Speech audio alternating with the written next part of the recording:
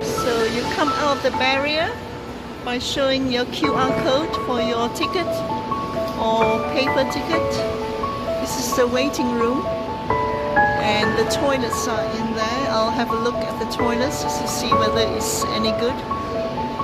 A bit of renovation, a bit of improvement, but still pretty basic considering Ipoh is a big city.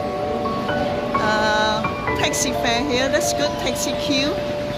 So I can queue up for a taxi then. And this is the old Majestic Station Hotel, which is still closed and broken. So that is a bit disappointing that they haven't done anything to that.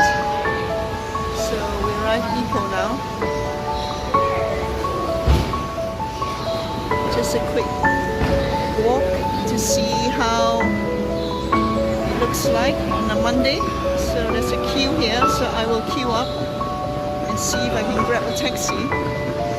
Ice Kacang Man is still here.